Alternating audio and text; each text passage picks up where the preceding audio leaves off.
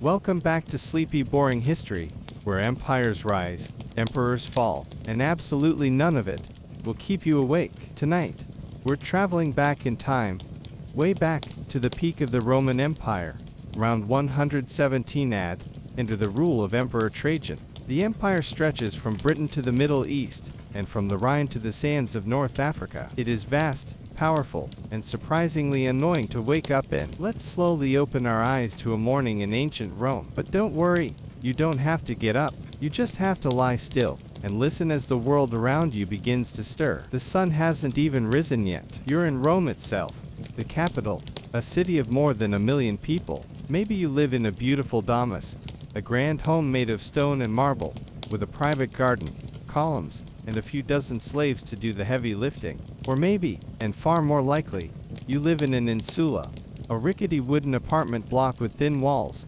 shared toilets, and a deeply unsettling chance of collapsing in a fire while you're still in bed. Either way, the day is beginning. If you're rich, you might still be asleep. Your slave, a boy called a poor, is already up, quietly tiptoeing through your atrium to light the oil lamps and prepare your morning routine. He's probably been up for an hour, because being a slave means you don't get to decide when to wake up, and someone, somewhere, is always yelling your name. But if you're poor, or a laborer, you're already awake. You might even be up before dawn, because you have to work with daylight. Artificial lighting is expensive and unreliable, so you want to squeeze every second of sunlight you can.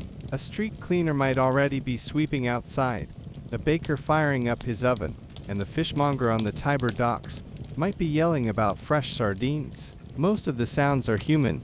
There are no cars, no alarms, just carts, sandals, dogs, and the occasional man yelling about chamber pots being emptied very loudly from the window above you. So you step carefully. Let's focus on you. Say you're an average Roman citizen, not rich, not destitute. You live in a third-floor apartment, and yes, the stairs creak. There's no glass in the windows, just shutters. There's no sink, either. If you want water, you have to go outside to the public fountain with your amphora or bucket. That means getting dressed first, because nobody wants to see your night tunic. Not again. Your bedroom is tiny. If you're lucky, you have a small mattress stuffed with straw, some blankets, and maybe a wool curtain for privacy. If you're married, you share the bed. If you have kids, they might be curled up in a corner. There is no such thing as personal space in Roman housing. Claustrophobia is free and included. You get up slowly. The floor is stone or clay and cold to the touch. Your knees crack a little. You rub your eyes and listen.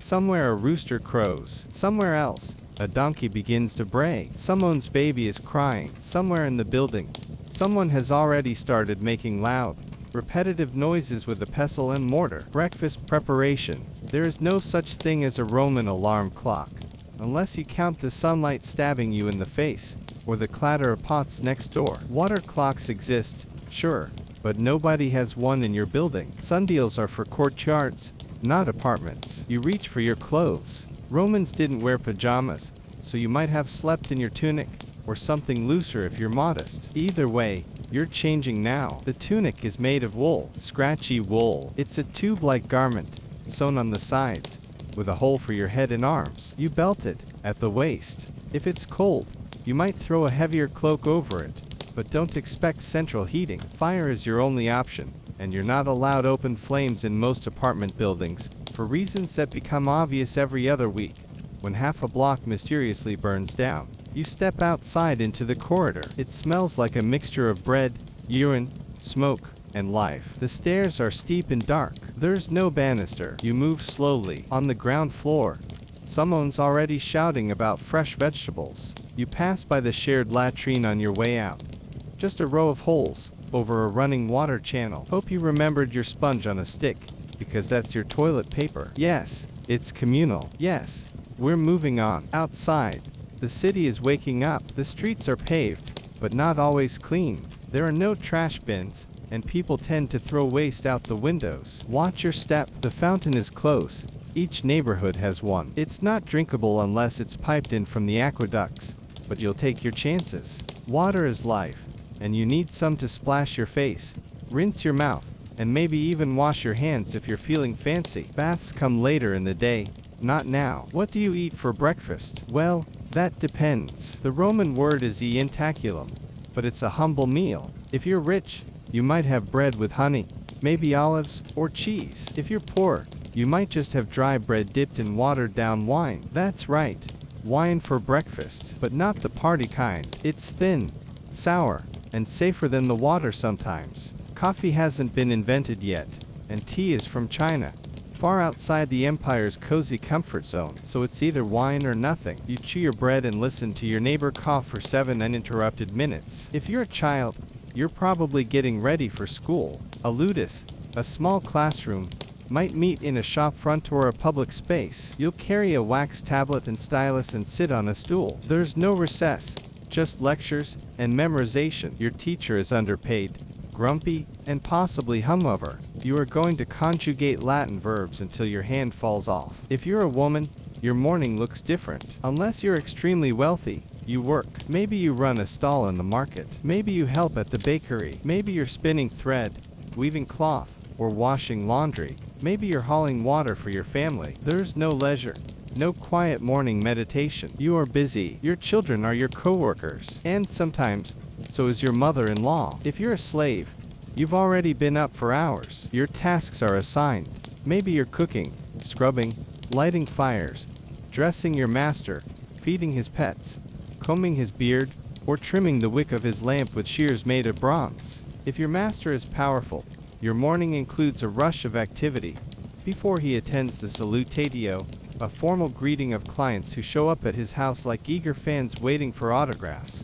But instead of autographs, they're hoping for lunch money. The city gets louder as the sun rises. Street hawkers call out. Wheels clatter over stone. You might hear chanting from a nearby temple, or the distant thud of construction on a new bath complex. Smoke rises in the distance from bakeries and forges. The forum begins to fill with merchants, lawyers, and liars, all interchangeable at this hour. If you're particularly unlucky, today is your day to be called for public labor. Maybe you're maintaining roads or hauling bricks. Maybe you're part of the grain dole line, waiting hours to get your portion of free wheat. Maybe you're just tired and still holding your bread and wondering when your feet stopped hurting. Spoiler, they never did. As the day moves on, the temperature rises. Rome in the summer is a hot, dusty, stinky place. In the winter, it's damp and gloomy. Either way, the morning is your most productive time. By noon, people start thinking about lunch, the baths, and naps. Yes, naps are real and culturally accepted. Finally, something we have in common. So, your morning continues. The sun is high enough now to cast long shadows over the insel. You're walking to the workshop, the school, the market, the temple, or the forum. Your stomach isn't quite full. Your feet are already tired. You are one of over 1 million Romans, part of a colossal, chaotic machine held together by stone, coin, labor, and a truly baffling number of gods. But before all of that, you had to wake up, and you did, in scratchy wool, in a bed that was more straw than mattress, in a city that never really sleeps, but never truly wakes up either. And now, you're fully dressed, slightly hungry, and ready to spend your day contributing to an empire you will never control, in a city you can barely afford, under laws written by men you'll never meet. But hey, at least the bread's fresh. It's 117 AD. The Roman Empire is at its peak. But before we get into the politics and conquests and marble monuments, let's look around inside, because it turns out, your address says more about your life than your birth certificate. Let's begin with the rich, because it's more relaxing, and also because very few people actually lived like this, so we won't be here long. If you were one of the wealthiest citizens of Rome, you might live in a domus, a large private house that sprawled across its own piece of land, like a very self-satisfied cat. These houses were typically one-story, with multiple rooms surrounding an open-air courtyard known as an atrium. The atrium had a shallow pool in the center called an impluvium, which collected rainwater. It also served as a convenient place to accidentally fall into while half asleep. The domus was not just a house, it was a statement. The floors were covered in colorful mosaics, often featuring gods, sea creatures, or extremely self-important geometric patterns. The walls were painted with frescoes, landscapes, mythological scenes, and still lifes of fruit that looked suspiciously better than any actual Roman fruit you could find in a market. The layout of a domus followed a predictable pattern: atrium in the center, bedrooms, cubicula around it, a dining room, triclinium for reclining awkwardly at banquets, and a small shrine, orarium, for the household gods. There was also a tablinum, the master's office, where he could appear very busy, doing business things, writing letters, reading scrolls, or pretending to understand tax reports from distant provinces. In the back, through another courtyard, you might find a kitchen, which was smoky, greasy, and usually staffed by slaves. Rich Romans didn't cook. That was beneath them. They also didn't clean, do laundry, or trim their own toenails. They had slaves for all of that. In fact, typical upper-class Roman house might be home to a whole network of enslaved people who slept in cramped quarters, often in the corners of hallways or in makeshift rooms near the kitchen. And let's be clear, Roman wealth didn't guarantee peace and quiet. Even in the grandest house, there were constant noises: clients arriving, slaves moving, dogs barking, musicians tuning instruments, sometimes badly. The sounds of success, apparently. Now let's leave the fantasy of the domus behind, because in truth, only a tiny fraction of the Roman population lived like that. Most Romans, probably over 90%, lived in insula. And no, not tropical islands. Insula is Latin for island, but in Rome it referred to apartment buildings. These ranged from barely acceptable to structurally terrifying. An insula was usually 3 to 6 stories tall, packed with small, dark rooms that served as both bedrooms and kitchens and living spaces. The higher up you lived, the worse it got. Rent was cheaper the farther you were from the street, not because it was quieter, but because it was closer to falling off. The walls were thin, the ceilings were low, the plumbing was non-existent, and fire. Oh yes, fire. Rome had a lot of those. You see, most insula were built of wood and brick, and they didn't exactly follow building codes. In fact, building codes were a newish idea at this point. Emperor Augustus had passed some safety laws a century earlier, but enforcement was inconsistent, and landlords were known for cutting corners. Literally. Balconies might sag, stairs might collapse, entire buildings might lean in friendly ways toward each other. Occasionally they leaned too far. Occasionally they simply fell. Inside your apartment, things were even cozier. A small family might live in one room. A large family might live in two. The space had little furniture, maybe a bed, a table, some shelves. If you were lucky, a brazier to cook with. But most Romans didn't cook at home because of the fire risk. Instead, they went to communal ovens or bought hot food from street vendors. There were no private toilets, just chamber pots. You emptied them out the window. Yes, that's real, and hoped no one was walking below. Public latrines existed, but they weren't in every neighborhood, and they weren't especially pleasant. Imagine 20 people sitting on a stone bench over a running water channel, making small talk while using sponges on sticks. That was your bathroom. Water came from public fountains fed by aqueducts. If you needed it, you carried it up to your third-floor apartment by hand. No elevators, no pumps, no help, just stairs, a bucket, and you're back. If you dropped it, well, you did it again. Lighting was by oil lamps. Windows were just holes in the wall with shutters. If it rained, you stayed damp. If it was summer, you sweated. Winter, you froze. There was no insulation. The walls let in the cold, the wind, and sometimes, depending on your luck, a rat or two. And speaking of rats, vermin were common. So were bugs, fleas, lice, and other things that crawled. They lived in your bedding, your clothes, and sometimes your hair. Washing was done at public baths, which we'll get to in another episode. But at home, you lived with it. Now, not every insula was a death trap. Some were better built, with stone walls, internal staircases, and even courtyards. Some landlords kept things in reasonable shape, but these were exceptions. The average Roman tenement was a loud, smoky, cramped place full of smells, shouts, footsteps, and the distant possibility of collapse. Let's talk neighbors. You had a lot of them, and you heard all of them. Babies crying, dogs barking, arguments over who stole whose laundry, someone hammering at a weird hour, someone playing the panpipes badly, someone with a parrot. You couldn't knock on walls and ask for quiet. The walls were too thin to knock without accidentally punching through. Privacy, forget it. everyone knew your business. If you fought with your spouse, they heard. If you had a bad dream and screamed, they heard. If you were trying to sleep while your upstairs neighbor was pacing for the 7th time that night, well, you got used to it. Rent was monthly, and if you couldn't pay, you were out. There was no tenant protection. Your landlord might be a senator, a freedman, or someone you never saw. Repairs were rare. If something broke, you either lived with it or fixed it yourself. And if a fire broke out, you ran. That was the rule. You ran and hoped the bucket brigade showed up in time. Outside your building, the street was full of life. Shops on the ground floor, food stalls, blacksmiths hammering, kids playing, beggars, merchants, priests, and thieves. The city never slept, and neither, sometimes, did you? Now, in the countryside, things were different. Most people lived in rustic, rural farmhouses. These could be simple cottages or large estates, depending on your wealth. Peasants lived in mud-brick huts with thatched roofs, while rich landowners had sprawling country villas with mosaic floors and heated baths. But again, most people, they lived in huts, small,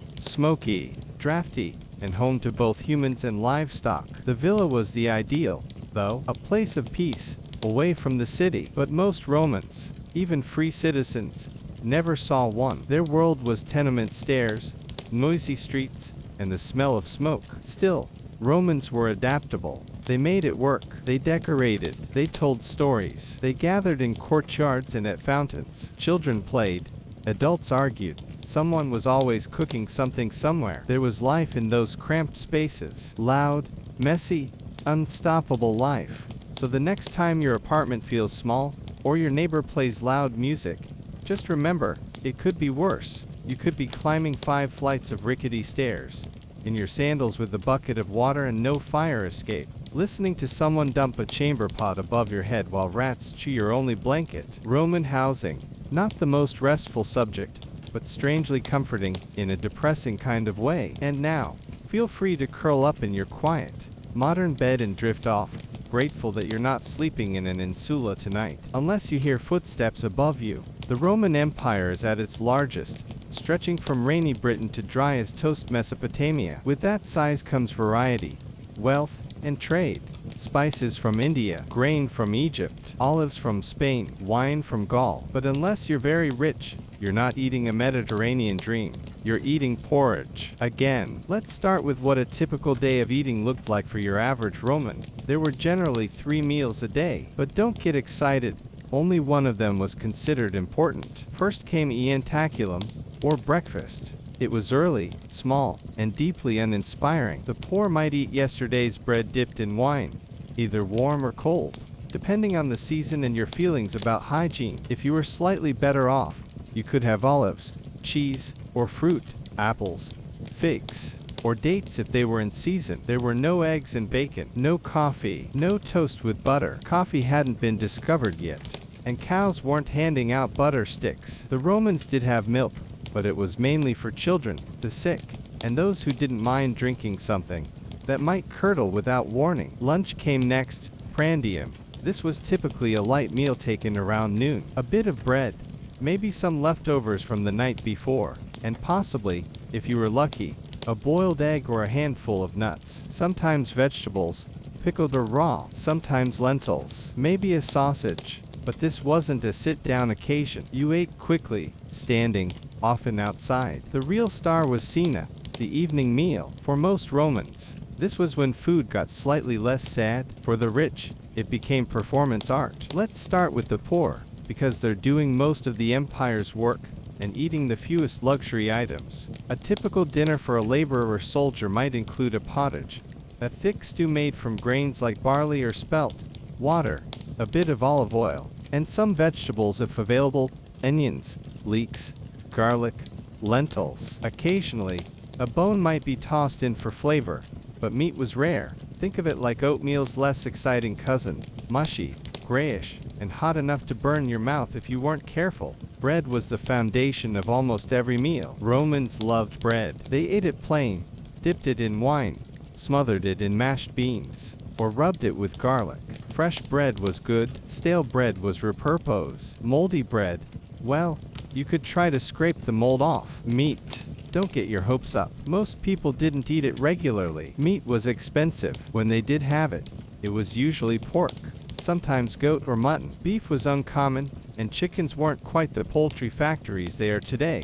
If you were very lucky or celebrating a festival, you might get a slice of roasted pig, seasoned with herbs and drizzled with a little vinegar or honey. Now, let's talk about fish, because the Romans were obsessed. Fresh fish was prized, but again, expensive. The average person made do with salted fish. It was cheap, smelly, and shipped all across the empire in barrels. Tuna, sardines, anchovies, they were everywhere, especially in one form we absolutely have to mention: garum. Garum was the ketchup of Rome, but instead of tomatoes, it was made from fermented fish guts. To make garum, you took fish entrails, yes, just the insides, mixed them with salt, and let the whole thing rot in the sun for several months. Then you strained out the chunky parts, bottled the liquid, and voila, fish sauce. It was pungent, salty, and used on everything. Bread, garum, meat, garum, dessert, hopefully not, but some recipes came dangerously close.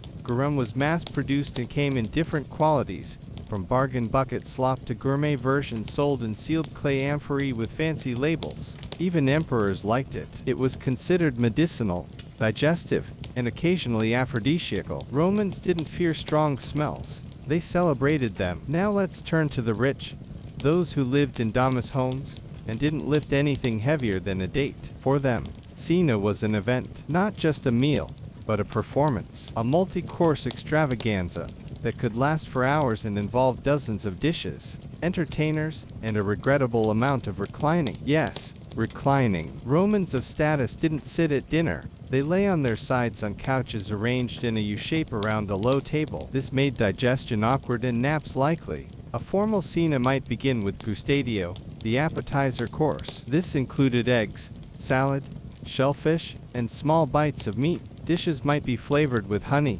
vinegar, cumin, mint, or pepper. Spices were expensive and used liberally to show off. Food wasn't just nourishment, it was theater. Next came the prima mensa, or main course. Roast meats, seafood, exotic birds, stuffed dormice, yes, dormice, served with sauces thickened with wine, dates, and fermented fish. Boar's head was a favorite. Peacock was flashy. Flamingo was rare, expensive, and more impressive than tasty. Vegetables were also present but often overcooked. Romans didn't care about crunch. They liked things stewed, boiled, or baked until they lost all memory of their former life. Finally, the secunda mensa, dessert, not sugar-based. Sugar hadn't reached Rome yet, but honey, fruit, and cakes made from nuts and dates. Wine flowed throughout the meal, always diluted with water unless you wanted to look like a barbarian. Drunkenness was fine. Being drunk at the wrong time, or with the wrong people, was not. A proper Roman knew when to start slurring, and when to switch back to water. So what about restaurants? Well, the Romans didn't have them in the modern sense, but they did have thermopolia, small shops that sold hot food to go. They looked like snack bars with counters built into the walls and large jars, dolia, sunk into them. You could get stew, beans, sausages, or a bit of wine. Most poor Romans depended on these for daily meals. Cooking at home was risky. It was easier, and often cheaper, to buy a bowl of something lukewarm and hope it wasn't too sour. There were also taverns, which doubled as bars, hostels, and sometimes brothels. You could get food there, too, usually served with questionable hospitality and a decent chance of getting into a fight. Now for a few strange dishes, because Roman taste could be bold. They liked stuffed dormice, roasted whole, and filled with minced meat and herbs. They liked boiled ostrich, seasoned with dates and vinegar. They enjoyed sea urchins, snails, and even fermented sozooters, which were sliced, cooked, and served with honey. Raw food was rare. Everything was cooked, often twice, partly for digestion, mostly for safety. Fire, at least, killed whatever bacteria had made it past the fish sauce. Food preservation involved salting, drying, smoking, and pickling. Refrigeration didn't exist. Ice came from mountain snow, packed in straw, and used by the very rich for chilling drinks, or making things briefly less tepid. As for table manners, they were a little different. Eating with hands was normal. Bread often served as a spoon. Belching was excused. Digestion was seen as healthy. Toothpicks were common. So were slaves handing you towels to wipe your fingers between courses. And finally, if you were religious, food had rules. Offerings to the gods were common: grain, wine, or cakes burned at household altars. Certain days meant fasting. Certain feasts meant gorging. Food wasn't just sustenance. It was social, political, and spiritual. To sum up, the Roman diet was diverse but unequal. Rich people could eat lark tongues and sea urchins, while poor people gnawed stale bread and wondered if there'd be lentils tomorrow. Food was flavored with vinegar, herbs, and fermented guts. Everything was room temperature. Nothing was microwavable. And somehow, they still managed to enjoy it. So tonight, if you open your fridge and don't know what to eat, just remember, it could be worse. It could be garum. And if you hear a strange noise in your kitchen, don't worry, it's probably not a dormouse. You wake up in your insula, the ceiling is leaking, and you have to get dressed. But what do you wear? That depends. Are you rich or poor? Male or female? Citizen or slave? Senator or shopkeeper? Roman fashion wasn't about comfort. It was about identity, status, and sending a message to everyone who saw you. Let's begin with the most iconic and least practical item, the toga. The toga, a vast, woolen blanket of civic pride.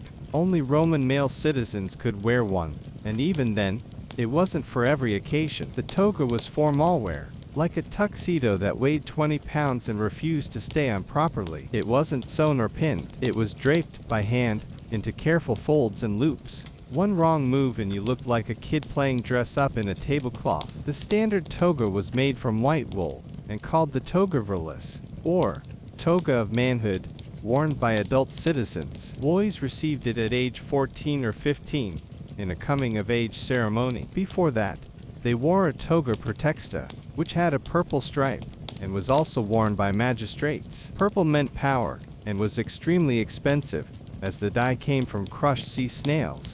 Literally thousands of snails per toga. If you saw someone in a completely purple toga, the toga picta, you were looking at a general celebrating a military triumph, or an emperor showing off. But most men didn't wear togas daily. They were heavy, hot, and hard to manage. For everyday use, they wore a tunica, a simple tunic, knee-length and belted at the waist. It was made from wool or linen, depending on your means, and came in natural colors: off-white, brown, gray. Underwear, that was a subligulum, a kind of loincloth, if you wore anything at all. If you were working class, your tunic might be stained, patched, or hand-me-down. If you were wealthy, it might have decorative bands or a colored border. Either way, tunics were easy to move in, easy to wash, and you didn't have to spend 30 minutes folding them over your shoulder like a toga. Women's clothing was just as symbolic, and just as uncomfortable in its own way. The basic garment for Roman women was also a tunic, tunica, but longer, reaching the ankles. Over that, respectable women wore a stola, a long, sleeveless dress usually fastened with straps at the shoulders. The stola signified a married woman of proper status, just like a wedding ring today, except it came with a much higher chance of tripping on your hem. Over the stola came the palla, a large shawl worn when going outside.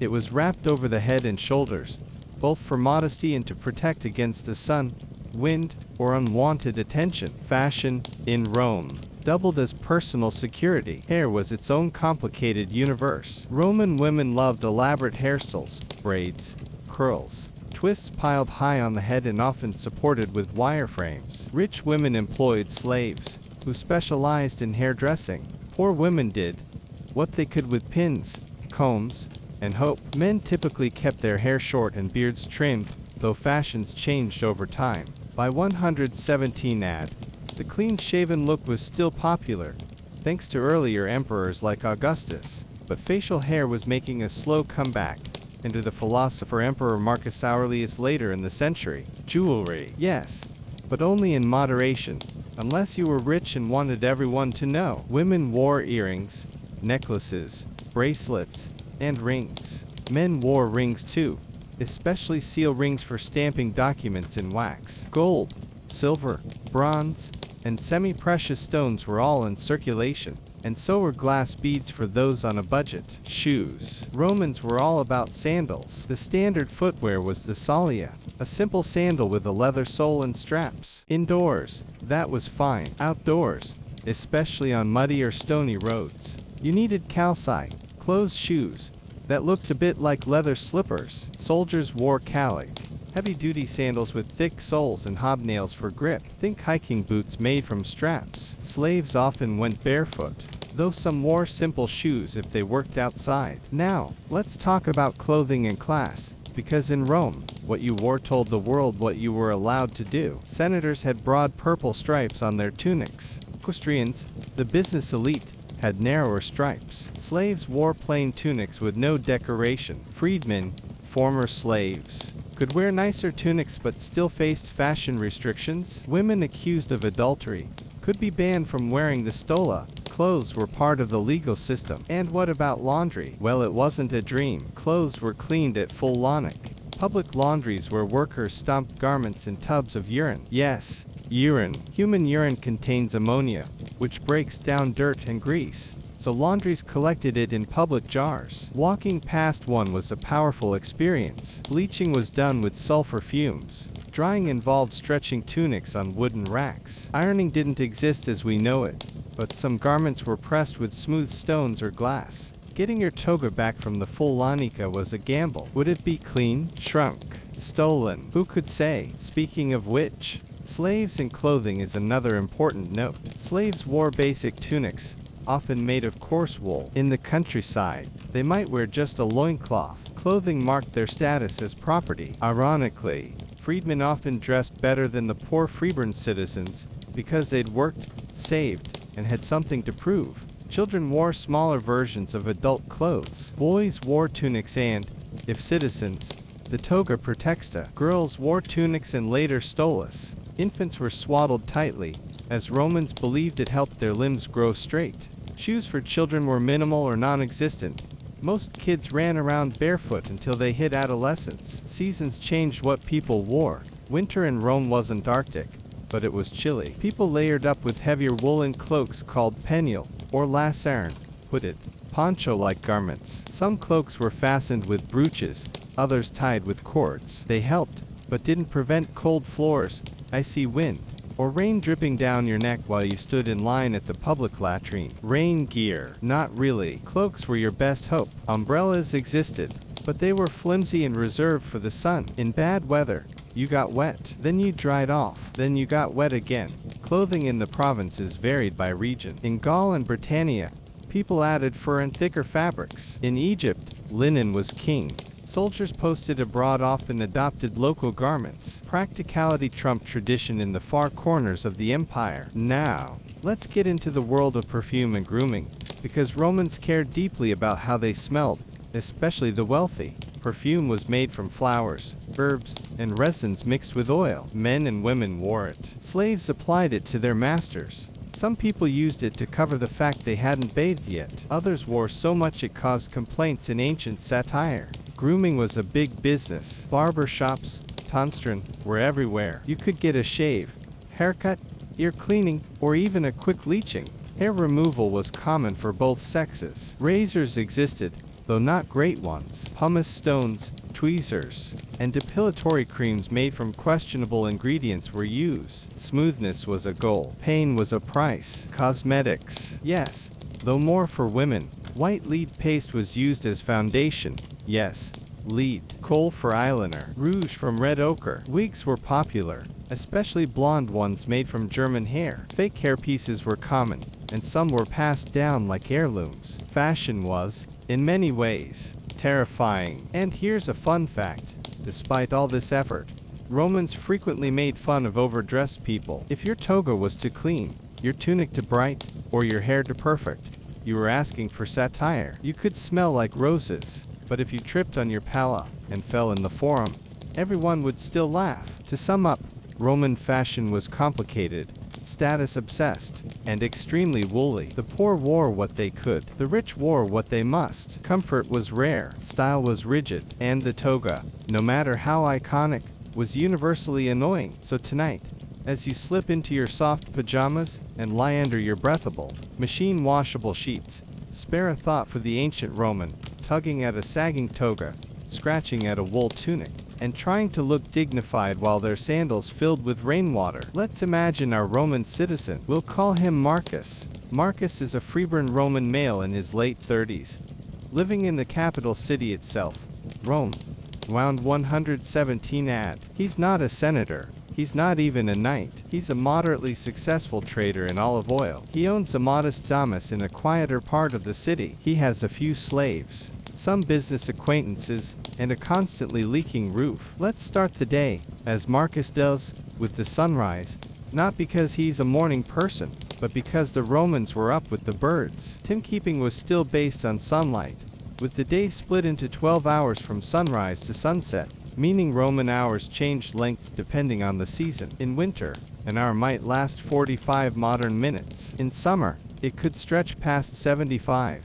But Marcus didn't have a watch. He had a rooster, and the rooster had opinions. He rises from his wooden bed, no mattress, just a thin cushion on a wooden frame. There's no privacy curtain. The windows are made of thin mica, not glass. It's cold. His wool blanket itches. He rolls off the bed, rubs his eyes, and greets the day with a quiet groan. He puts on his tunica, ties it with a belt, and slips his feet into worn sandals. His slave, Gaius, helps straighten the folds. Marcus mutters thanks, then heads to the latrina, the toilet, which is a small bench over a shared drainage pipe. There's a sponge on a stick nearby, soaking in vinegar. This will not be the highlight of his day. Next, it's time for ientaculum, breakfast. Marcus eats quickly, some leftover bread, dipped in watered-down wine. Maybe a fig if one is left from yesterday. The bread is stale, the wine is sour, the fig is slightly bruised. But it's food,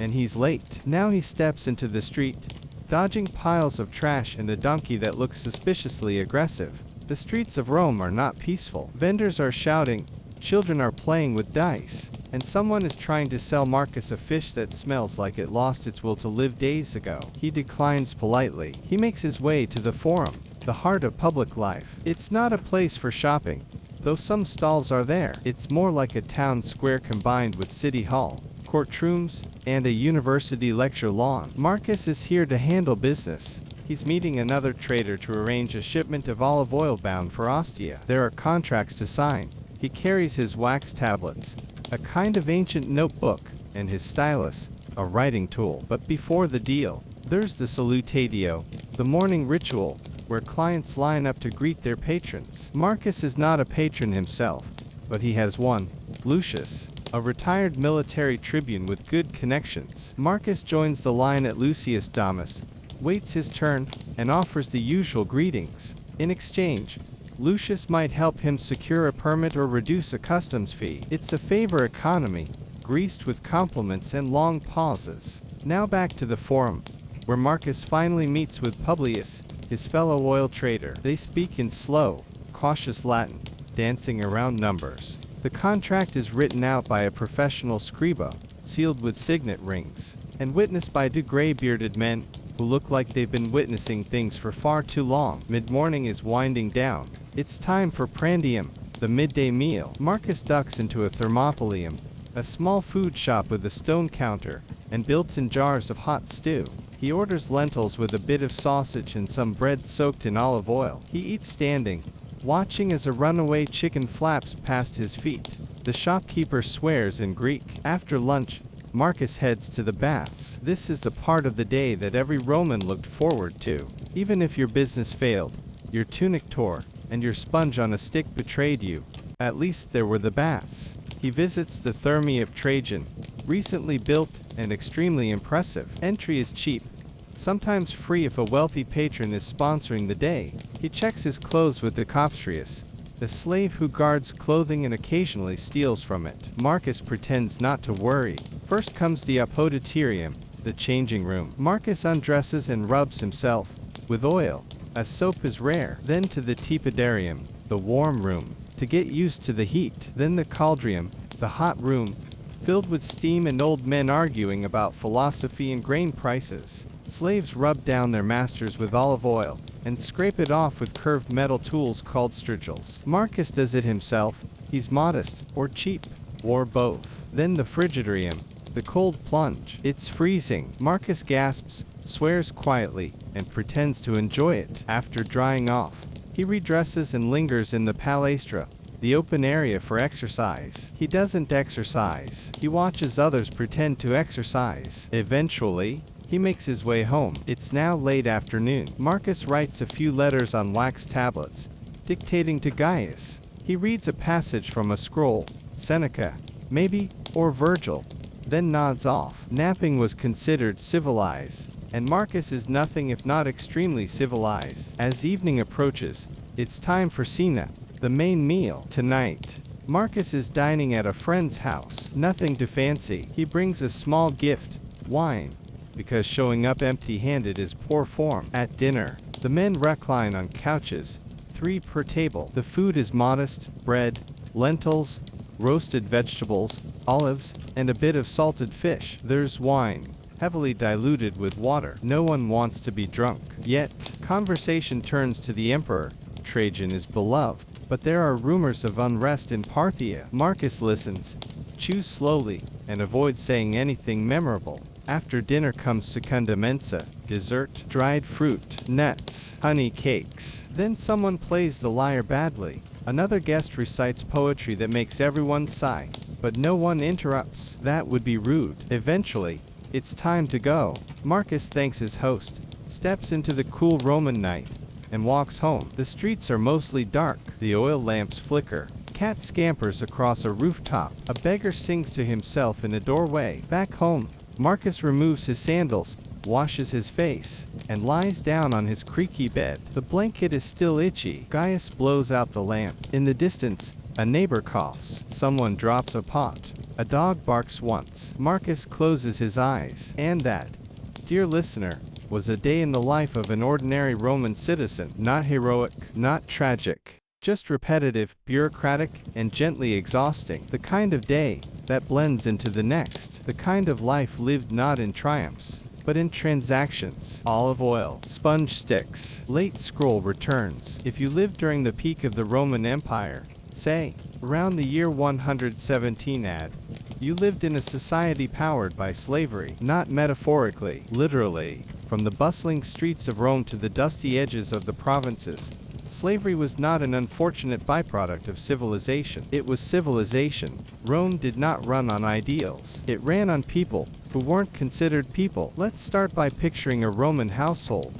Not a grand villa with marble columns and laughing fountains, but a modest home of a middle-class citizen. Maybe someone like Marcus, our olive oil trader from earlier. He probably owned 2 or 3 slaves. Not because he was especially cruel, but because in Rome, not owning slaves was unusual. If you were free, you had legal rights. You had a name with 3 parts. You could marry legally. You could sign contracts. You could appeal to courts. You could own land. If you were enslaved, you had none of those things. You had no legal personality. You were property, a thing, a living tool, alongside carts and cooking pots. Slaves came from many places. Some were prisoners of war, captured in the many military campaigns that fueled Rome's expansion. Others were born into slavery. Children of enslaved mothers were automatically slaves themselves. Still others were kidnapped, sold by desperate families, or even tricked into slavery by shady traders in far-off provinces. Their names were often stripped away and replaced with new ones. Short,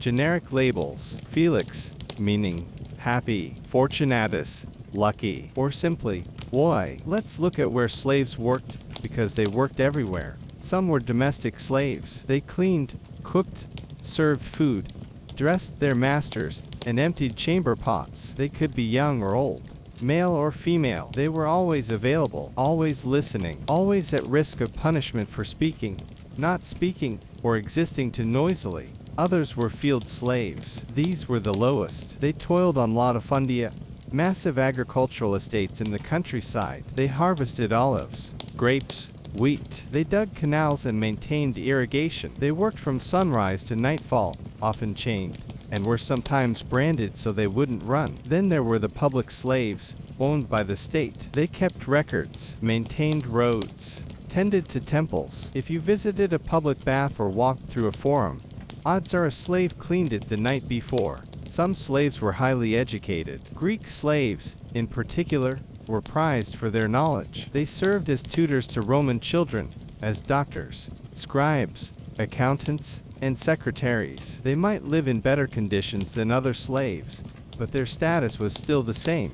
They could be beaten, sold, or separated from their families at any time. One category deserves special mention: the gladiators. Though often romanticized, they were usually slaves forced to fight for entertainment. A few gained fame, but most died in arenas, often anonymously. Their deaths were cheered by crowds that saw them as thrilling but forgettable diversions. Another group often overlooked is enslaved women. Their suffering was uniquely compounded. In addition to domestic labor, they were vulnerable to constant sexual exploitation. Roman law did not protect enslaved women from rape, because under the law, they were property, not persons. Children born to enslaved mothers were property of the mother's owner. They could be taken away, sold, or raised as future household workers. There were no baby books, no ceremonies, just a name, a job, and a lifetime of obedience. So how did Romans justify all this? With philosophy, of course. Aristotle, whose works were still revered, argued that some people were natural slaves, destined to be ruled. Roman authors echoed this idea. They said that slaves were inherently inferior, that they lacked rational souls, or that slavery was the natural result of war and conquest. It was orderly, practical, just another piece of the puzzle. Many Romans saw slavery not as a moral question, but as an economic fact. You owned what you could afford. You used what you owned. There were debates about how to treat slaves, but rarely about whether slavery itself was wrong. The Roman philosopher Seneca once advised kind treatment of slaves. He said they were human beings too, but even he never questioned the institution. He merely recommended feeding them well, not beating them too often, and listening to their concerns, like one might care for a valuable horse. Let's talk about freedom, because not all slaves remained slaves forever. Some were manumitted, granted freedom by their owners. This could happen in wills, as a reward for loyalty, or as a calculated move. A freed slave became a freedman or freedwoman, a libertus or liberta. They gained limited rights, could marry legally, and could earn money, but they didn't become full citizens right away. They had to maintain ties to their former masters, now their patrons. Freedmen owed loyalty, service, and public praise. Often, they took their former master's name. Their children, however, would be born as full citizens. Some slaves saved up money through side jobs and bought their freedom. This was legal, if rare. The savings had to be substantial, and the owner had to agree. But even with freedom, stigma lingered. Freedmen might succeed in business, but they were barred from holding major public office. Their past never quite disappeared. So what was daily life like for a slave? For most, it was monotonous and filled with anxiety. They slept in cramped quarters, some with beds, others on straw. They rose early, often before their owners, to start chores. Meals were basic: bread, porridge, olives, rarely meat. They could be punished for mistakes, disobedience, or merely bad luck. Some developed strong bonds with fellow slaves. Others lived in silence. Escape was nearly impossible. Rome had a vast system of checkpoints, slave catchers, and harsh penalties for runaways. Captured fugitives could be branded with an F on their forehead, fugitivus. Others were executed publicly as a warning. Occasionally, there were revolts. The most famous was led by Spartacus, a gladiator who led tens of thousands of slaves in rebellion in the 70 SBC. They won battles, roamed freely, and terrified the Roman elite. But they were eventually crushed. Survivors were crucified along the Appian Way. The message was clear: resistance would be punished with pain and spectacle. And so, most slaves adapted. They learned their master's moods. They smiled when spoken to. They avoided being noticed. They worked, and worked, and worked. This was the silent engine of Rome, the horror so normal no one called it horror. It was woven into every law, every market, every meal. You could not walk down a Roman street without passing someone who belonged to someone else. So, as we close tonight, let us think not of emperors, or victories, or marble arches. Think instead of the thousands of hands that built the empire, whose names were not recorded, whose stories were not told, whose labor made Roman greatness possible, and whose freedom was stolen for the convenience of the powerful. They didn't write history, but they lived it. And now, so quietly, do we? You see, in the Roman world, religion was not a private matter of belief or faith. It was a public duty, a habit, a choreography. You didn't necessarily have to believe that Jupiter was real. You just had to act like he was. Say the prayers, burn the incense, sacrifice the ox. Get the words right. That last part was important. You had to get the words exactly right. If a priest sneezed in the middle of a prayer, it had to be restarted from the beginning. If someone dropped a dish in the background, same thing. The gods were picky, not cruel, necessarily, but bureaucratic, like celestial clerks who rejected your prayer form because you smudged the fourth syllable. Let's begin at home, because that's where Roman religion started. Not in temples, not in high places, but in kitchens, bedrooms, courtyards. Every Roman home had a small shrine, usually in a corner near the hearth. This was the Lurium, dedicated to the Lars and Penates, household gods, who protected the family and its food. The Lars were ancestral spirits. The Penates guarded the pantry. Every morning, the head of the household would offer a pinch of incense or a few drops of wine, a bit of bread, maybe a fig. These rituals were small, but constant. Birthdays, marriages, departures, returns, they were all occasions for tiny ceremonies.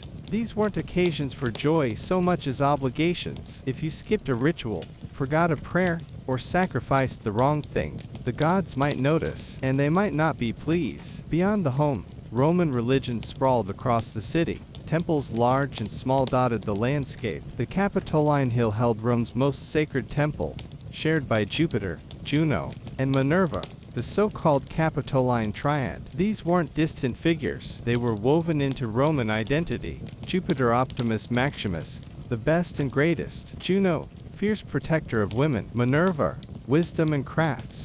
Each god had their own priests, the Flamens, and for major gods, whole colleges of priests. The Pontifex Maximus was the chief priest of Rome, a title later adopted by emperors themselves. Religion and politics were inseparable. You might walk past the Temple of Vesta, where the Vestal Virgins tended an eternal flame. Chosen in childhood, sworn to 30 years of chastity, they carried immense responsibility. If the flame went out, it was considered a national disaster. If a Vestal broke her vow of celibacy, she was buried alive, quietly, without ceremony. Then there were the augurs, priests, who interpreted the will of the gods through signs. They watched birds. How many flew by? Which direction? What kind? This was not a hobby. It was a state function. No major decision was made without consulting the omens. Before battles, before elections, before building a bridge, even the most powerful generals waited to see how the birds behaved. This system, called auspicy, was taken very seriously. If the birds said no, the answer was no. You could delay the whole Roman calendar if the omens didn't line up. Alongside the augurs were the haruspices, priests who read the future in animal entrails. Yes, that's right. The liver of a sacrificed sheep could reveal whether your business deal would succeed. These organs were studied on special bronze models. You could compare your sheep liver to the ideal liver and see what was missing. A swollen gallbladder might spell doom. A smooth spleen might mean promotion. Religion in Rome was also deeply transactional. You gave, and the gods gave back. This was known as do et de. I give so that you may give. If you needed help, you made an offering. If the gods delivered, you kept your side of the deal. If not, you could try a different god, or repeat the process with extra incense. Temples were not places for quiet reflection. They were not filled with choirs or sermons. They were bustling, smoky, and filled with animals, some bleating nervously, others already carved for sacrifice. Rituals were performed in public, often with spectators. The altars were outside the temples, not inside. The gods didn't need your silence. They needed your performance. Every aspect of Roman life had its religious counterpart. There were gods for doorways, Janus, gods for boundaries, Terminus, gods for sewers, Plocina, gods for mildew, Robigus, and even gods for manure, sterquilinus. No activity was too humble, no object too unworthy. If it existed, there might be a spirit lurking behind it. Festivals, oh, so many festivals, dominated the calendar. There was the Lupercalia, in February, a strange fertility rite involving goat skins, half-naked men, and ritual beatings. There was Saturnalia, in December, where roles were reversed, slaves became masters for a day, gifts were exchanged, and rules were suspended. Sound familiar? That's because Saturnalia influenced many later winter traditions. Other festivals honored Mars, Venus, Ceres, and countless local deities. Some involved chariot races, others, processions with statues of gods carried on platforms. There were days when marriages were forbidden, days when business was suspended, days when temples were closed. The calendar was a sacred roadmap, and you didn't ignore it lightly. As the empire expanded, so did its pantheon. Rome absorbed gods from conquered peoples. Egyptian gods like Isis, Persian ones like Mithras, Syrian, Celtic, even Germanic deities found places in Roman hearts. Some emperors encouraged these cults, others banned them, but generally, if a god promised success and didn't ask for too much, they were welcome. Perhaps the most influential of these imported cults was Mithraism. Popular among soldiers, this mystery religion worshipped Mithras, a solar deity who slew a sacred bull. It was male only, secretive, and full of initiations. Worship took place in underground temples, with rituals that remain mysterious even today. Some historians think Mithraism came close to becoming the empire's dominant faith, but history, as always, had other plans. By the 2nd century AD, something new was stirring in the religious atmosphere: Christianity. At first, it was seen as a minor Jewish sect. Then, as a suspicious cult, Christians refused to sacrifice to Roman gods. They met in secret. They had strange rituals, like eating the body and blood of their god.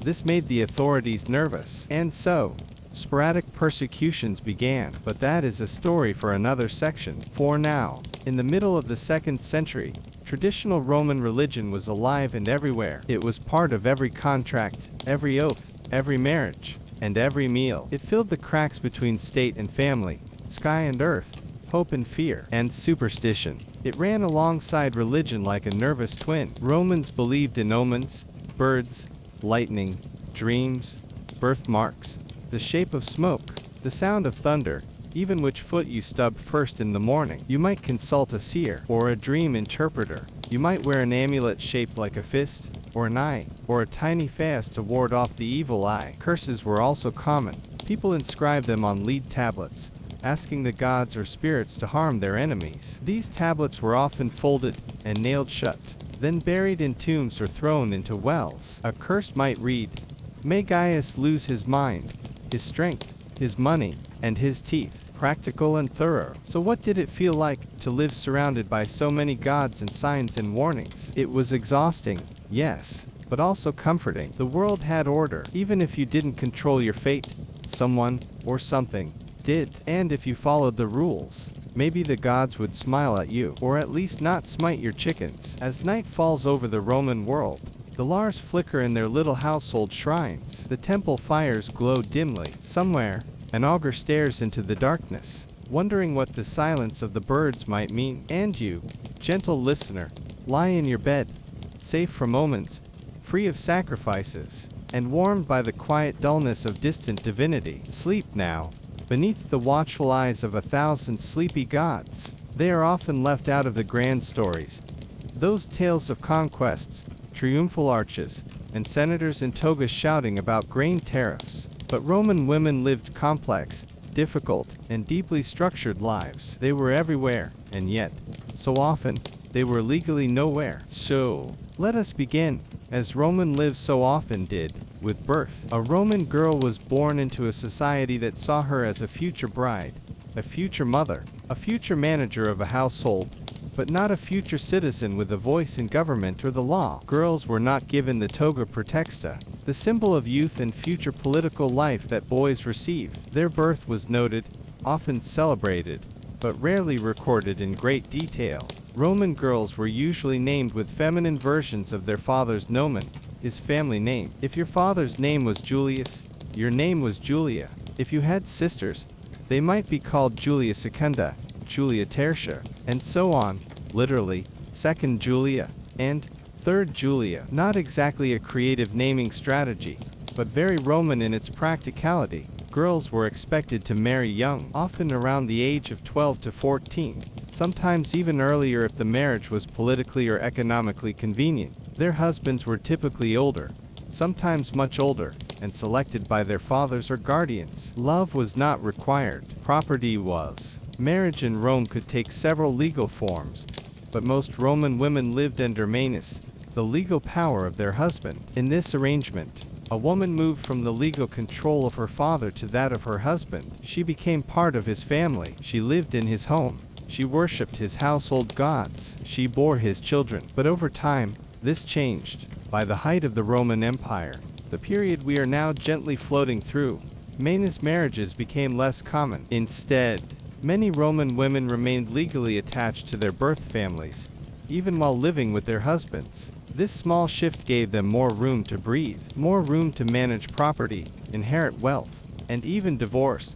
though not always without consequence. Let's pause here and talk about motherhood. It was central to Roman female identity. The ideal Roman woman was chaste, obedient, modest, and above all, fertile. Fertility was not just a personal trait, it was a civic virtue. A woman who bore many healthy sons was praised. Statues were sometimes erected to celebrate especially prolific mothers. But childbirth was dangerous. Medical knowledge was limited. Sanitation was poor. A Roman woman could die giving birth to her first child, or her sixth. There were no hospitals, no anesthesia, only midwives, medic, and hope. Those who survived raised their children in a world where sons were prepared to lead, and daughters were prepared to marry. Girls were taught domestic skills, spinning, weaving, managing a household. They might learn to read and write, but this was optional. Literacy was not considered essential for women. Charm, obedience, and modesty were. Now, let us visit a Roman home, not a palace, but a respectable domus in Rome or a provincial city. Here, the woman of the house might rise early to oversee the servants. She would manage the storerooms, the accounts, the kitchen, and the clothing of the family. She was, in many ways, the domestic general. Everything flowed through her hands, even if she signed no documents and spoke in no courts. This domestic role was not always small. Wealthy Roman women had slaves, sometimes dozens. They managed meals, arranged marriages, oversaw the education of their children, and negotiated with merchants. Some, especially in elite circles, wielded real influence, not through laws, but through relationships. Take, for example, Livia Drusilla, the wife of Emperor Augustus. She was never officially given power, but she was one of the most politically influential women in Roman history. She advised Augustus, managed estates, and orchestrated dynastic marriages. She was subtle, calculating, and endlessly powerful behind the scenes. But not all Roman women were wives of emperors. Many were artisans, midwives, shopkeepers, and weavers. Some ran taverns. Others worked in food markets. A few even owned property and managed businesses. In Pompeii, graffiti names women who sold cloth, ran baths, or made perfumes. Then there were the entertainers, singers, dancers, actresses, viewed with suspicion and often scorned by the respectable elite. These women lived outside the safety of domestic roles. They were admired in public, but rarely respected in private. Their lives were precarious. And of course, there were women who were enslaved. Their lives were not their own. They cooked, cleaned, fetched water, nursed children, and endured silent exploitation. Female slaves were subject to the will of their owners in every sense. They could be beaten, sold, or raped with no legal recourse. We must pause, briefly and solemnly, to consider that much of Roman domestic life rested on the shoulders of these unseen women. Their stories rarely survived, but their labor shaped daily life. Let's turn now to law. Roman women were not allowed to vote, hold political office, or serve in the army. They could not speak in court as advocates. They could be punished by their male guardians. And yet, paradoxically, they could own property. They could inherit wealth. They could write wills and control large estates, especially if they had no living male guardian. In fact, the freed woman, a former slave who had been manumitted, could become a powerful economic actor. Many freedwomen became successful business owners. Some married well, others amassed fortunes. One freedwoman, named Eumatia, funded an entire building complex in Pompeii with her earnings. Her statue still stands there today. And what of love? Roman literature is full of love poems, some sweet, others bitter, many deeply ironic. Poets like Ovid and Catullus wrote of passion and heartbreak, but real-life Roman love was often shaped by property and status. Still, women did love. They wrote letters. They kept tokens. They made offerings to Venus. They cried. They survived betrayals. And sometimes, they left their husbands. Divorce, while rare early on, became increasingly common during the empire. A woman could initiate it. So could a man.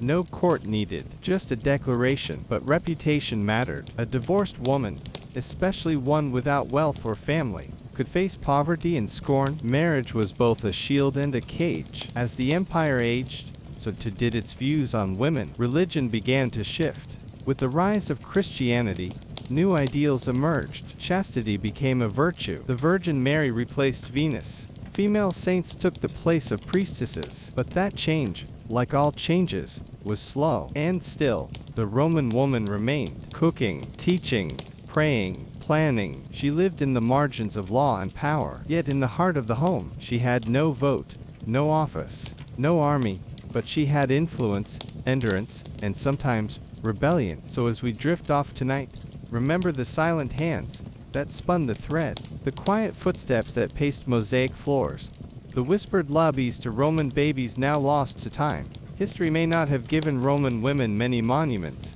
but their lives were the soft scaffolding of the Roman world. If you imagine Rome at its height, you might picture grand banquets, lavish spreads of exotic spices, piles of roasted meats, endless goblets of wine, and, well, you wouldn't be wrong. But that was the world of the elite, the senators and the emperors, the rich who lived in marble houses with tiled floors, and slaves to serve them. For most Romans, farmers, laborers, soldiers, the daily diet was much simpler, more modest, often repetitive. Yet, it was enough to sustain a vast empire stretching from Britain to Egypt. Let's start with the basics. Grain was the foundation of the Roman diet. The staple was wheat or barley, ground into coarse flour, then baked into bread or boiled into a porridge called pulse. Pulse was a thick, bland gruel, hardly the stuff of dreams, but filling. It could be eaten plain, or flavored with herbs or small bits of vegetables. Bread, however, was king. Every morning, in cities and towns,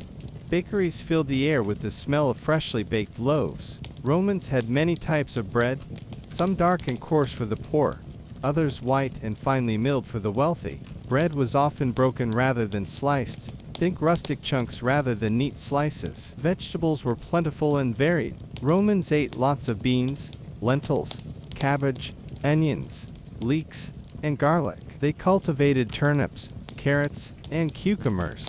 Many vegetables were eaten raw, others boiled or stewed. Vegetables were often flavored with garum, a pungent fish sauce that was the ancient world's equivalent of ketchup or soy sauce. Garum was made by fermenting fish guts and salt in the sun until it became a salty, savory liquid. It was prized by all classes, used to season everything from porridge to meat to salads. Not the most appealing ingredient by modern standards, but utterly essential to Roman flavor. Meat was a luxury for most. Pigs were common, and pork was often eaten, especially during festivals or special occasions. Chickens and ducks were also kept, but beef was rare and expensive.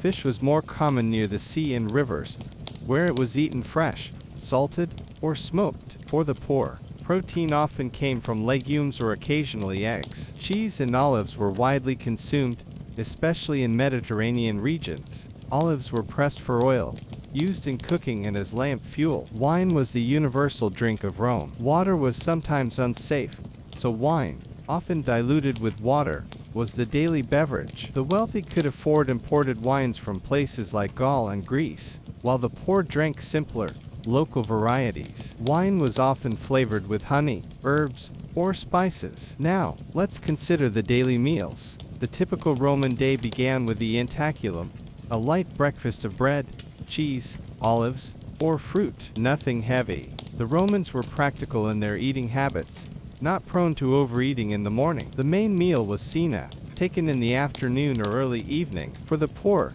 cena was simple, porridge or bread with vegetables or cheese. For the wealthy, cena was a drawn-out affair, a display of status and luxury. Imagine reclining on couches in a triclinium, a dining room with 3 couches arranged around a low table. Slaves served courses of appetizers, fish, meat, vegetables, and desserts. The wealthy ate with their fingers, using knives and spoons but rarely forks, which hadn't been invented yet. Banquets could last for hours, accompanied by music, poetry readings, and philosophical debates, but they could also be exhausting. Some emperors, Nero, for example, were notorious for decadent feasts, where guests were expected to eat until they could eat no more, then vomit and continue. Not a particularly restful way to dine. Special occasions, such as religious festivals, weddings, or military victories, brought grander feasts. These events showcased exotic foods like peacock, flamingo, and dormice. Exotic spices from the east, pepper, cinnamon, saffron, were highly prized and costly. Yet for all this luxury, famine was never far away. The Roman Empire, vast and interconnected, relied heavily on grain shipments from provinces like Egypt and North Africa to feed its population, especially in Rome. A bad harvest, a disrupted supply line, or political unrest could cause shortages. When grain failed, hunger spread quickly. The government tried to manage this by distributing grain to the poor in Rome, the famous unina. But this was not always reliable. Riots sometimes broke out over bread shortages. People were deeply afraid of famine. Even outside Rome, famine could strike rural areas. Crop failures from drought, flood, or pests could devastate villages. Without modern food storage, Romans depended on seasonal harvests and local markets. Food preservation was limited. Salting, smoking, and drying were common techniques, but food spoiled quickly. The risk of foodborne illness was high, and eating habits could be hazardous. So, in many ways, Roman food was a balancing act between abundance and scarcity, luxury and necessity. Before we close this chapter on food, a few words on table manners. Romans ate with their hands but had rules. Food was shared. Eating too greedily was frowned upon. Eating too little was suspicious. There was etiquette even in vomiting during feasts, a socially accepted practice among the elite, but not elsewhere. And there was a peculiar delicacy, the gustatio, a starter of eggs, salads, or small fish, followed by the main courses and finally desserts like honey cakes or fresh fruit. In the background of all these meals, the Roman gods watched. Food was often offered to them before eating. Leftovers were sometimes burned as offerings. Food was a sacred connection between humans and the divine. As night falls over ancient Rome, the kitchens cool. The aroma of bread and roasting meats fades. The clatter of plates and the murmur of conversation slow. For some, the next day will bring another simple meal of porridge and bread. For others, another feast of wine and roasted boar. And for many, the specter of hunger lingers quietly in the shadows. Roman entertainment was more than just fun. It was a way to display power, distract the masses, and even honor the gods. The Romans loved a good show, whether it was brutal gladiator combat, poetic theater, or chariot races that raced hearts and minds alike. Let's begin with the most famous spectacle of all, the gladiatorial games. Gladiators were often slaves, prisoners of war, or criminals sentenced to fight. Some volunteered, driven by the hope of fame or freedom. These men trained in special schools called ludi, learning to fight with swords, spears, and shields. Gladiator fights were held in amphitheaters, the largest and most famous being the Colosseum in Rome. Could hold tens of thousands of spectators who came to watch battles that sometimes ended in death, sometimes in mercy. The crowd's roar dictated a gladiator's fate. Thumbs up or thumbs down, though scholars debate the exact gestures, signaled whether a defeated fighter would live or die. Gladiators fought in different styles, some heavily armored, others light and fast. They could battle each other, or even wild animals like lions or bears, brought from far corners of the empire. These games were often held during religious festivals, or to celebrate military victories. They were political tools, too. Emperors staged lavish games to win public favor, sometimes lasting for days. But gladiator combat was not the only form of entertainment. Roman theater was vibrant and varied. Plays were performed in open-air theaters, many built across the empire. Romans loved comedies, tragedies, and pantomimes. Playwrights like Plautus and Terence wrote funny, sometimes bawdy, comedies that entertained the masses. Actors wore masks to show emotions, happy, sad, angry. Women were not allowed to act on stage, so men played female roles. The performances included music, dance, and sometimes elaborate scenery. Next, let's imagine the excitement of chariot races at the Circus Maximus. This massive stadium could hold over 150,000 spectators. Teams raced around the track at terrifying speeds, drivers whipping horses to their limits.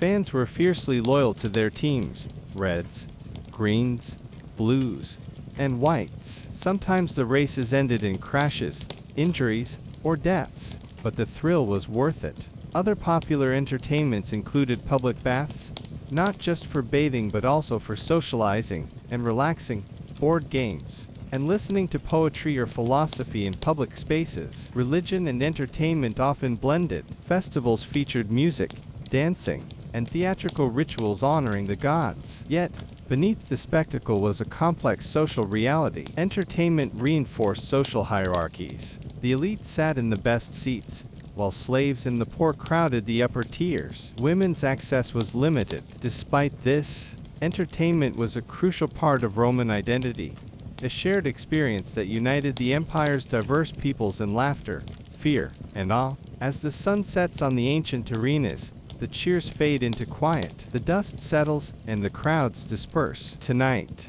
let your mind drift with the echoes of swords clashing and chariots thundering down the track. Roman religion was not a set of strict beliefs or doctrines but a collection of rituals, ceremonies, and everyday acts of devotion. It was woven into the fabric of daily life like thread in a tapestry, subtle but essential. Almost every aspect of Roman life had a god or goddess attached, gods of doors, of fields, of the hearth, even of sewage. Romans believed that if you neglected these spirits, bad luck, sickness, or disaster might follow. Let's begin with the household gods, the Lars and Penates. These spirits protected the home and family.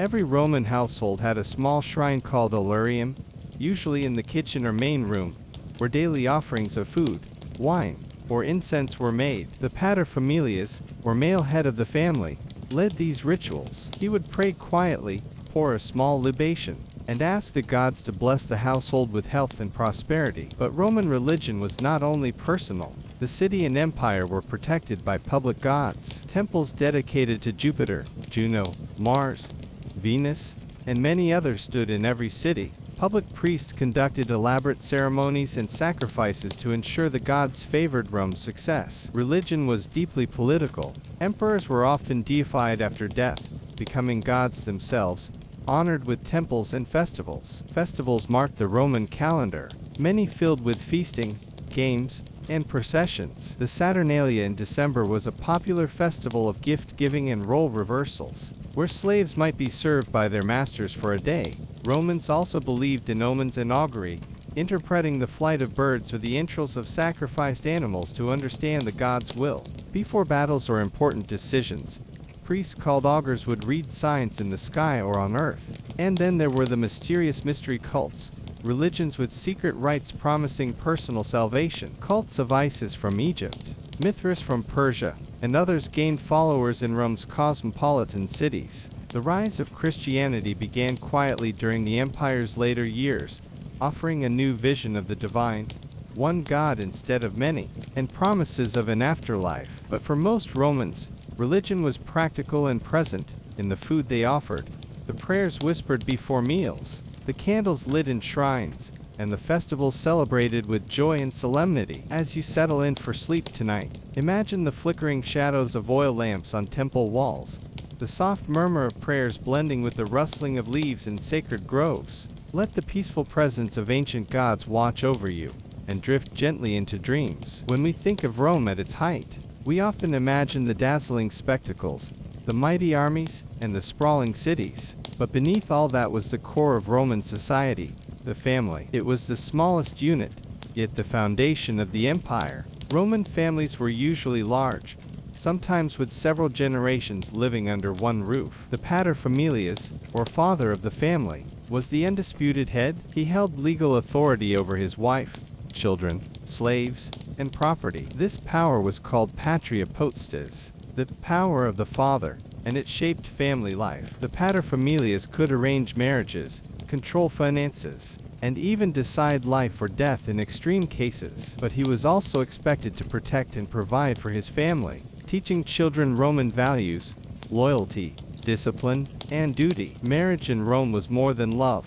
It was a social contract. Families arranged marriages to strengthen alliances and social standing. Wives managed the household, supervised slaves, and raised children. Women's lives were mostly centered on home and family, though some elite women wielded influence behind the scenes. Children were cherished but raised strictly. Boys were prepared to be future citizens, soldiers, or politicians. Education was valued, often beginning at home with parents teaching reading, writing, and moral lessons. Wealthier families hired tutors or sent children to schools. Girls learned household skills and virtues, modesty, obedience, and loyalty. Their future role was as mothers and caretakers, ensuring the family's continuity. Slavery was an accepted part of Roman life. Many households included slaves who performed cooking, cleaning, and childcare. Some slaves were educated and skilled artisans. Freed slaves might become citizens but remained socially lower.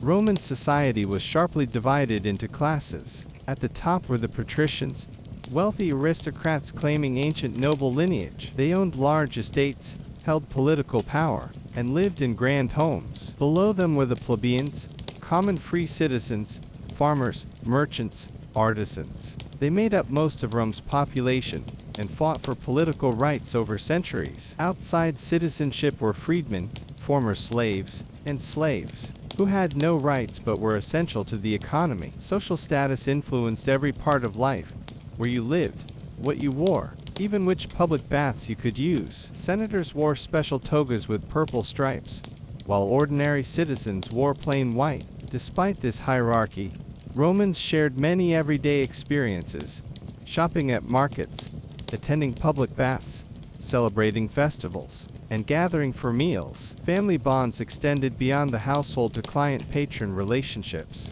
where poorer citizens aligned themselves with wealthy patrons for protection and support, creating complex social networks. Religion and ritual reinforced social roles. Families gathered at shrines, attended public ceremonies, and observed festivals that tied personal life to the divine and the community. Life in the empire was often quiet and routine, filled with small moments: children playing in courtyards, neighbors chatting, women weaving, men discussing politics over wine. As you settle down, imagine a peaceful Roman home in the fading light. The hearth glows softly. Family members share a simple meal. Outside, the city hums quietly. Let this calm vision of Roman family life soothe your mind as you drift into sleep. The Roman military was not just a fighting force. It was an institution that shaped Roman identity, culture, and power. Soldiers were both warriors and builders, guarding borders while constructing roads, forts, and walls. Imagine the soldier's day, starting before dawn.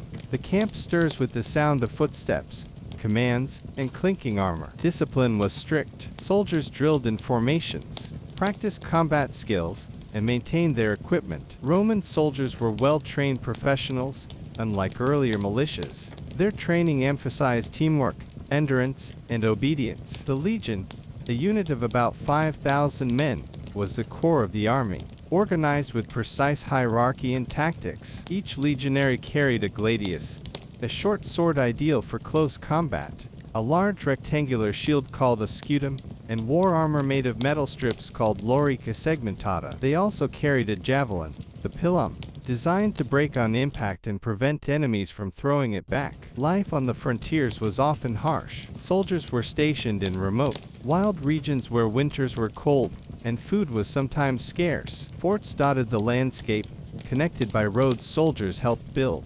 They were self-sufficient, growing food and repairing equipment. Campaigns could last months or years. Soldiers marched hundreds of miles, endured ambushes, and fought in battles that were brutal and chaotic. Victory meant honor and rewards, defeat meant punishment. Military service lasted about 25 years. Afterward, soldiers could retire with a pension or land grant, becoming respected veterans. Beyond fighting, soldiers were agents of Romanization. They introduced Roman laws, language, and customs to conquered peoples. Many settled in the provinces, marrying locals and blending cultures. Despite the harshness, camaraderie flourished in the ranks. Soldiers formed close bonds through shared hardships, rituals, and festivals. The military was also a path to social mobility for some, offering slaves or lower-class citizens a chance to rise in status. Roman military discipline was famous. Punishments for disobedience were severe, but fairness and reward for valor kept morale high. As night falls over distant forts, imagine a lone soldier sitting beside a small fire, writing a letter home, or quietly gazing at the stars, far from the bustle of Rome. Let the steady rhythm of marching feet and the distant crackle of campfires lull you into a deep, peaceful sleep. It's here, in soft candlelight, as shadows stretch along stone walls and hearth fires glow low, that we witness the most human part of ancient life. After the business of markets, the noise of forums, the duties of work and war, the Romans, just like us, ended their days with food, stories, prayers, and reflection. Let us begin with dinner, the cena, as the Romans called it. Dinner was the main meal of the day, usually eaten in the late afternoon or early evening. For the wealthy, it could last for hours, but for most, it was simpler, a few courses, a small gathering, and the pleasure of rest. In modest homes, dinner might include bread, porridge, vegetables like lentils or cabbage, olives, a bit of cheese, and perhaps a little fish or meat, if it could be afforded. Wine was common, almost always watered down. The poor ate sitting on benches or stools, sometimes on the floor, while children passed bowls from hand to hand. In the homes of the elite, however, the cena could become an event. Guests reclined on cushioned couches around a triclinium, a formal dining room. Slaves served elaborate courses, stuffed dormice, honey-glazed fruits, roasted birds, oysters from distant shores. There might be musicians playing soft lyre music, or poets reciting verses while torches flickered on painted walls. Yet whether rich or poor, the meal marked the same thing: the end of labor, the warmth of company, and the comfort of routine. After dinner, stories filled the Roman night. Families gathered near hearths or oil lamps to share tales. Some remembered, some invented. Grandparents told of battles long ago. Fathers told myths of gods and heroes. Children listened with wide eyes to stories of Romulus and Remus, of Aeneas sailing from Troy, of Jupiter casting lightning bolts, and Mercury flying on winged feet. In villages, neighbors swapped local legends, gossip, or jokes. In villas, dinner guests listened to readings of Homer or Virgil, or witty debates about philosophy and politics. Storytelling bound people together. It passed down values, preserved history, and made sense of the world. And as the fire dimmed, the stories softened, growing slower, quieter, until voices trailed off and sleep crept in. But before bed, there was one more thing to do: tend to the household gods. Every Roman home had a lurium, a small domestic shrine to the Lars and Penates, the guardian spirits of the household and pantry. These figures were honored with daily offerings, often a pinch of grain, a few drops of wine, a little food from the evening meal. The family might say a short prayer of thanks, for health, for safety, for another day finished. These rituals were small, often whispered, but deeply meaningful. They were the link between the mortal and divine, between chaos and peace. Sometimes, a figure of Vesta, goddess of the hearth, stood watch in the kitchen, her invisible flame warming the hearts of those within. For wealthier families, the ritual might be more elaborate, with incense,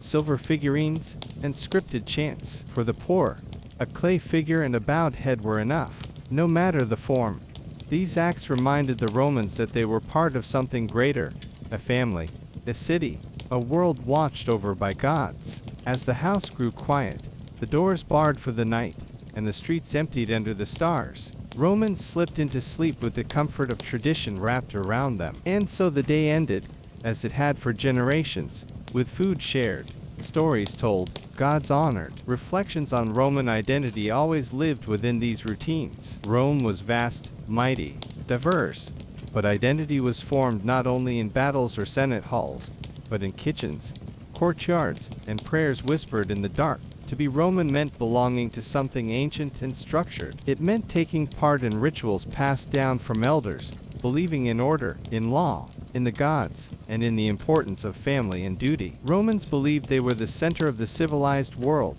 and in some ways, they were. But beyond the marble columns and gilded temples was the heart of their civilization, the shared understanding of life's rhythms, of morning and evening, of work and rest, of living in harmony with the gods and each other. Now, as we close this long, gentle journey through life at the top of the Roman Empire, take one last slow breath. Picture a Roman family at rest. The fire has faded to glowing coals. A child's toy lies forgotten on the floor. A mother hums a lullaby. The father places a last offering at the household shrine. Outside, the streets lie silent under the stars. Let the quiet peace of a Roman night wrap around you, like a warm blanket. Sleep now, like a citizen of a long-forgotten empire. In this sleepy, meandering exploration of Roman life at its peak, we gently walk through the rhythms and routines of an empire that once ruled millions. Rather than focusing on wars and emperors, the script lovingly lingers on the smaller, quieter aspects of everyday Roman existence, the sounds of footsteps echoing in marble halls, the scent of bread in a crowded market, the hush of prayer before sleep. Each section invites the listener into a different space of Roman life.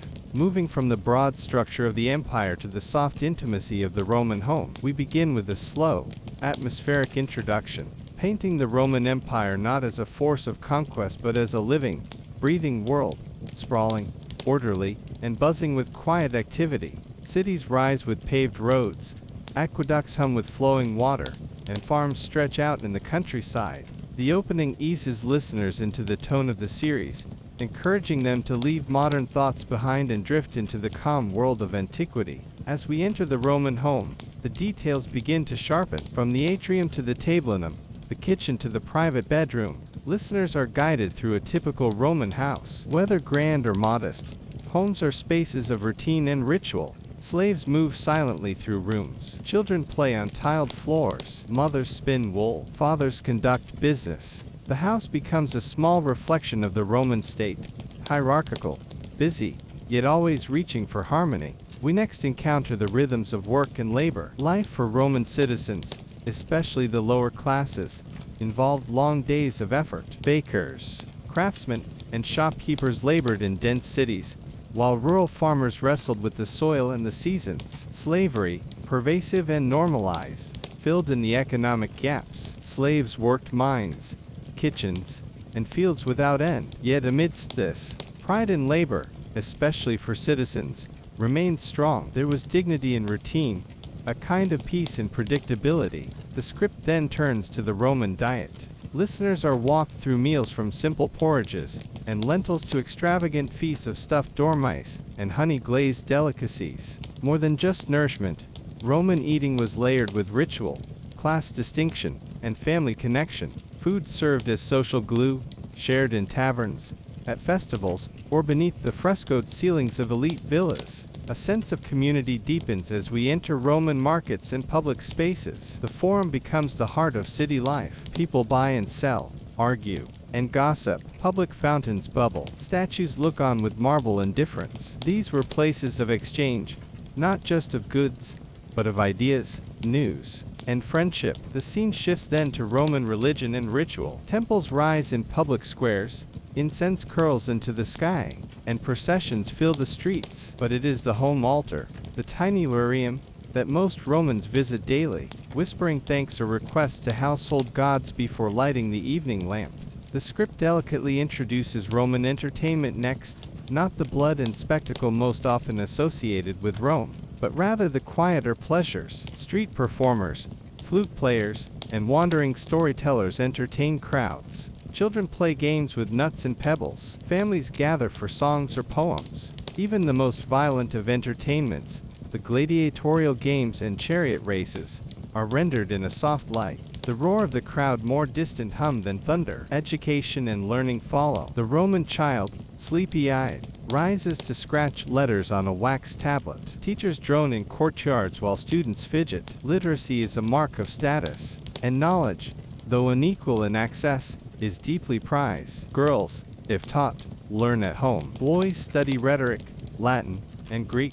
Yet the most enduring lessons are moral, honor, discipline, and respect for the gods. Health and hygiene come next, not with romanticism but with realism. Roman medicine was a mix of observation, guesswork, and ritual. Physicians treated fevers with herbs or prayers. Wounds were cauterized. Illness lurked in sewers and public baths alike. Yet there was also brilliance in their sanitation. Aqueducts carried clean water. Latrines, while communal, helped prevent disease. Bathhouses became not only places of cleansing, but of social gathering and relaxation. The script then glides into Rome's engineering marvels, roads that stretched like veins through the empire, aqueducts that spanned valleys, and bathhouses with heated floors. These weren't just feats of power, but of comfort and connectivity. A traveler in Britannia could follow a straight, paved road all the way to the capital. A farmer in Gaul could bathe in warm water piped from distant springs. Infrastructure made the empire feel smaller, more cohesive, and more humane. In a more personal chapter, we enter Roman family life. The script explores the rigid yet intimate dynamics of home, the father's legal power over the household, the mother's influence behind the scenes, the duties of children and the role of slaves. Marriages are arranged, dowries discussed, and babies named with the weight of tradition. Yet beneath all this, there's tenderness, bedtime stories, whispered prayers, quiet acts of care that outlast the empire itself. Then comes the life of the Roman soldier, far from home, disciplined, and weary. Soldiers march, dig ditches, and build fortifications. They sleep in tents, endure cold nights, and dream of family. Yet there is honor in service, and often, citizenship is the reward. Military life is strict, but it forms deep bonds of brotherhood. Even in distant provinces, the soldier carries Rome within him, through his armor, his oaths, and his memories. The economy and trade are explored next, not with numbers, but with textures and voices. Ships bob at Roman harbors, carrying oil from Hispania, grain from Egypt, glass from Syria, and silk from lands beyond the empire. Coins clink in marketplaces. Farmers haggle. Bankers count debts. Trade is the empire's lifeblood, its quiet heartbeat. And though inequality grows, the vast machine of commerce continues, restless, humming, and strangely beautiful. Finally, we arrive at night. The city quiets. Doors are barred.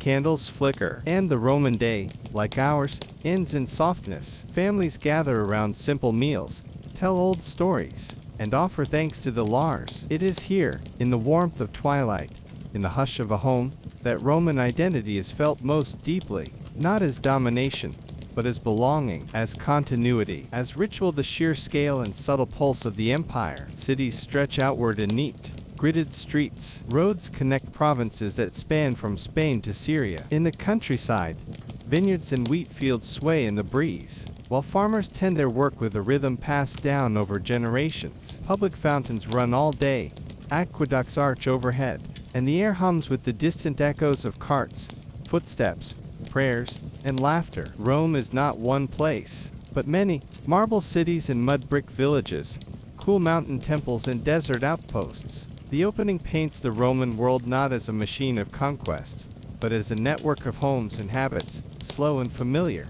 As we enter the Roman household, we do not knock, we are simply there, as if we've always been part of it. From the moment the door opens, we notice the soft clutter of a lived-in space. In rich villas, light filters through a central atrium, dancing on mosaics that depict myth and memory. In poorer homes, the walls are cracked, the air smells of smoke and stew, but the warmth of daily life fills every corner. We watch children playing with wax tablets, mothers spinning wool, fathers reading accounts, and slaves going about their tasks with practiced silence. The home is a place of order and roles. Even within its walls, Rome's hierarchy is present, yet the rituals of daily life, meals, prayers, chores, unfold in comforting repetition. We move then into the world of work, where life is dictated by tools and time rather than triumphs. The vast majority of Romans were not senators or soldiers, they were laborers, bakers, butchers, potters, tanners, farmers. Their world was defined by effort, weather, and the turning of seasons. We follow them through workshops that smell of leather and dye, fields furrowed under hot sun, and city streets, where traders haggle over olive oil and grain. In the background, the system of slavery hums constantly, invisibly fueling the empire's economy with millions of lives. And yet, even here, among those who had the least, there is pride in work, and peace in routine. The repetition of tasks, the kneading of dough, the planting of seeds, provides a kind of stability that, though hard-earned, is deeply human. The script pauses to describe Roman food, and here, life becomes tangible again through smell, texture, and taste. Whether it is a bowl of boiled lentils eaten in a small tenement kitchen, or a silver platter of roasted peacock at a noble banquet, food defines class, family, and tradition. We linger over olive oil soaking into coarse bread, sweet dates stuffed with nuts, garum poured carefully over fish. The meals tell stories of empire through trade, of family through sharing, and of belief through offerings to the gods. Evenings begin with meals and end with rest, and always, there is wine, diluted and poured in thanks to Jupiter, or simply in quiet appreciation of another day endured. The focus widens next to the Roman Forum and the markets, the living heart of public life. These places are not just centers of commerce, they are the pulse of the Roman community. Here, ideas, rumors, laughter, and disputes flow like the Tiber. Citizens argue over politics, children chase each other between stalls, and women carefully select fish and herbs under the morning sun. In the shadow of temples and monuments, life continues in a very human way, slowly, casually, predictably. There is no rush in this Rome, only the daily rhythm of people who know they belong, and who understand their roles in a grand but familiar world. Religion is ever present in Roman life, and the script treats it not as spectacle, but as breath. Roman piety was not about deep theology, it was about practice, order, and continuity. Every act, from beginning a journey to lighting a lamp, could be made sacred. We visit temples, where priests offer sacrifices, but we also linger in quiet corners, where mothers make offerings to household gods with crumbs from the evening meal. The Lars and Penates, the spirits of hearth and pantry, are as central to Roman religion as Jupiter or Mars. And so, we come to understand that belief was a form of structure, and structure was a form of peace. Then comes entertainment, but not the noisy, violent kind often shown in films. Here, the focus is on the soft amusements of everyday life. Music played on a reed flute in a courtyard, small dice games with pebbles, stories told at twilight, when the oil lamps are lit and the day has softened. Even the grand spectacles, the races, the gladiator shows, are filtered through the eyes of ordinary people watching with awe or boredom, perhaps more interested in the vendor's bread than the fate of the combatants. What matters is not the spectacle itself, but the shared experience, the feeling of being part of something, even if only for an afternoon. We then pass through education, not as a path to greatness, but as a slow process of memorization and discipline. In the early morning, boys and sometimes girls scribble on wax tablets, struggle to recite verses, and listen to weary teachers drone on about grammar and rhetoric. For the elite, education leads to politics or law. For others, it may simply mean being able to read a market list. Still, in every lesson, there is a transmission of Roman ideals, order, duty, honor, and clarity. Health and hygiene are explored with gentle realism. Public baths, aqueducts, and toilets offer remarkable cleanliness for their time. Yet illness was ever present. Roman medicine was a blend of observation, guesswork, and hope. Herbs, charms, surgeries, and prayers were all part of healing. Doctors did what they could. Families relied on each other. And still, people lived and loved under the constant awareness that life was fragile. The script continues with a soft admiration of Roman infrastructure. Roads, bridges, aqueducts, silent marvels of stone and calculation, link the empire not only physically, but emotionally. They are symbols of connection, of Roman unity. When a family in Gaul uses the same kind of road, as a merchant in Judea. It makes them feel part of the same great order. Rome was a web, a pattern, a comfort. We then look inward, into family life and domestic roles. Fathers hold legal power. Mothers manage the home with subtle command. Children obey and learn, and slaves keep the house running. But within this hierarchy, there is tenderness, lubbies, shared meals, kisses on scraped knees, whispered stories at bedtime.